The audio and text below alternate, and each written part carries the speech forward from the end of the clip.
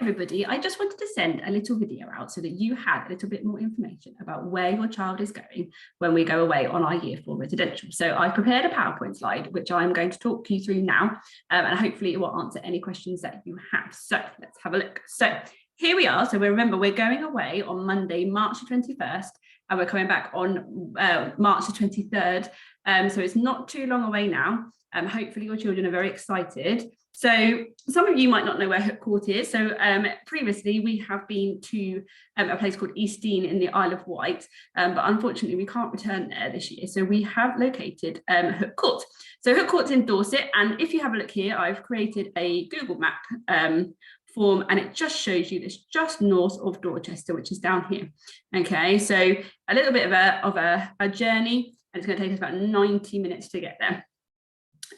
So thinking about things like if your child might get coach sick, because that's how we're traveling, it might be a good idea to have a thinking about those things now. Okay, so we're traveling there by coach, okay, and we are leaving from school on Monday the 21st of March. We're aiming to leave after the beginning of the day so that the roads aren't too busy. So they just need to arrive at their usual time. But it's really, really important that children are arriving to school on time on that Monday, the 21st of March. We need to make sure that we've got medications ready for children who need medication. And we just need to make sure that everybody's there and that we're not delayed, because obviously if we're delayed, we won't be able to start our activities on time when we get there. So this is where we're going. So this is Hooke Court.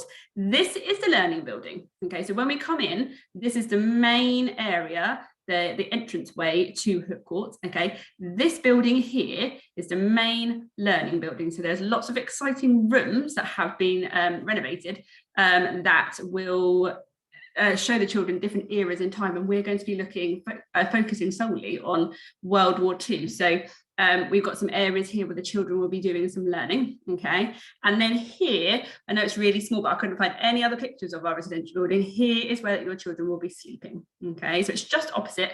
You can kind of see here, it's just opposite the learning building here. So really nice open space, a lovely place to visit. So you might be wondering what your child might be doing while they're there. So this is our itinerary for Monday. And what I've done is I've broken down each day and shown you some pictures to give you a little bit of a snippet and an idea of what your children will be getting up to. So we're aiming to arrive at Hooke Court at about 11:30, and your children need to bring their own lunch that day, as written on the letter that we sent out. So they need to make sure that it's in a carrier bag where everything can just be thrown away. So no lunch boxes or precious water bottles or anything like that for that lunch. And at 12 o'clock, we'll be having our own lunch. And then we have got a selection of exciting activities to do. So across the afternoon, between 1 o'clock and 4:15, your children will be engaged in orienteering.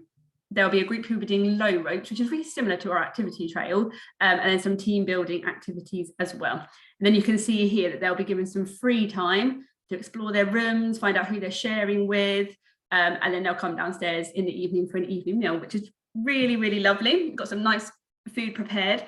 The night walk, we said on our itinerary in our list that the children need to bring a torch with them, because we're going to go and explore outside, which will be really, really exciting, and a nice exciting adventure for them, hopefully. So here is an idea of some of the kind of team building things that they might be doing. So these are from the Hooke Court website of children who have previously taken part in some of their activities. So you can see here that the children are having to work together to try and get through some activities, which is fun. Orienteering as well, so some map reading. So the children will be given some maps, and in the local area, inside the residential centre, they've got a course set out, and the children will have to go around and see if they can read the maps and then find the clip sheets that they can find. And then low ropes as well. And as I said, it's very, very similar to our activity trail at school, kind of on a larger scale, but as you can see, still very low to the ground, which is why it's called low rope. So the children have got an instructor here who will be teaching them what to do. And again, they'll be having to work as part of a team to get themselves around the course. So there'll be bedtime, and we'll wake up the next day and we'll have breakfast. And this is really exciting. So on the second day, we're having a whole learning day about World War II. It's going to be really immersive. The children are going to have lots of time to have a look around and experience World War II. So there's a World War II Anderson shelter there that the children can sit in. We're going to be doing some World War cooking in the kitchen. So thinking about going back to that picture of the learning centre that I showed you, in there is a kind of 1930s kitchen, and the children are going to be making some nice treats and learning about loads of different things across the day. And in the evening, we're going to have an evening meal, but it's going to also include a VE Day party. And some of those things for the VE Day party are the things that the children have made in the day, which would be really, really nice. And in the evening, we're going to have some party games that are following on that theme as well.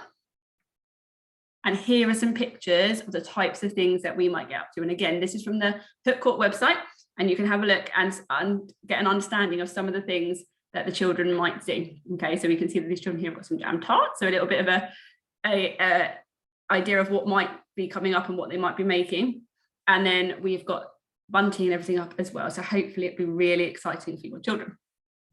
So then our third day, we get up and again, we have breakfast, and we are going to be traveling to a place called West Bay. The Hooke Court staff are going to take us down, and we're going to do some beach activities. So just if you're not sure, this is West Bay. I'm really, really hoping that this is what the weather will be like when we're down there in the middle of March, but it looks absolutely amazing. So the children are going to have an experience of working on the beach. They won't be going in the sea, but they'll be on the beach, and they'll be taking part in some coastal activities, which kind of ties in with our geography and coastal things that we're doing there. Okay, so once we have finished with the Hooke Court staff, they'll leave. We're going to have lunch on the beach, hopefully.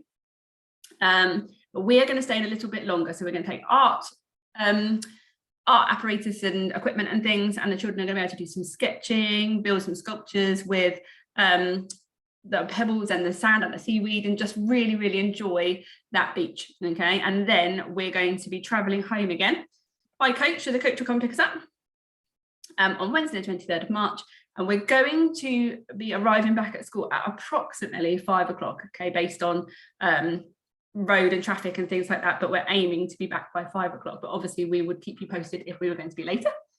And they're going to come in, they'll be coming straight back to school, so children will need to be collected from school. One of the biggest questions that we always get asked when we go away is, where will I be sleeping? So the children will be sleeping in dorm rooms. This again is a picture from the Hooke Court website.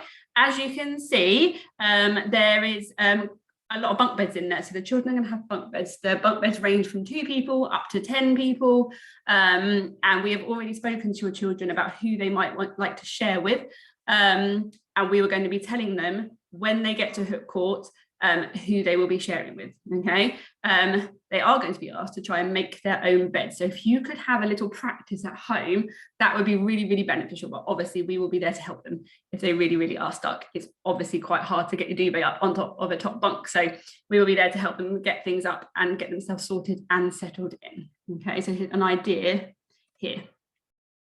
So like I said before, the children have been asked to select some friends that they would like to share with.